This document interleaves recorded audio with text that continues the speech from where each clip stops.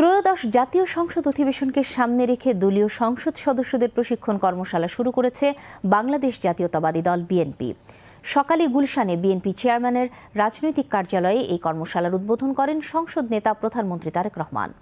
প্রধানমন্ত্রীর অতিরিক্ত প্রেস সচিব আতিকুর রহমান রুমন বলেন, সংসদ সদস্যদের রুদ্ধদ্বার এই কর্মশালার উদ্বোধনী পর্বে বিএনপির মহাসচিব মির্জা ফখরুল ইসলাম আলমগীর, জাতীয় স্থায়ী কমিটির সদস্য আব্দুল মঈন খান, আমির খসরু মাহমুদ চৌধুরী, হাফিজউদ্দিন আহমেদ, ডাক্তার AZM জাহিদ হোসেন সহ সিনিয়র নেতারা উপস্থিত ছিলেন। অনুষ্ঠানে প্রধানমন্ত্রী তারেক রহমান স্বাগত বক্তব্য রাখেন।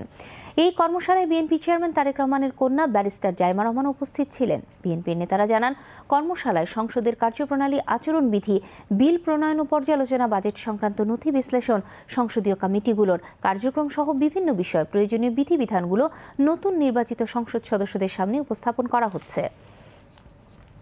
অভিজ্ঞ সংসদ সদস্যরা তাদের অভিজ্ঞতা নতুন সংসদ সদস্যদের কাছে তুলে ধরছেন।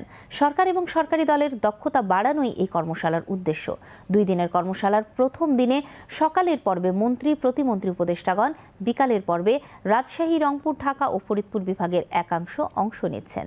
আগামীকাল সকালের পর্বে ঢাকা জেলা, ময়মনসিংহ, ফরিদপুর ও ঢাকা বিভাগের বাকি সংসদ সদস্যরা এবং বিকালের পর্বে সিলেট, কুমিল্লা ও চট্টগ্রাম বিভাগের সংসদ সদস্যরা অংশ নেবেন।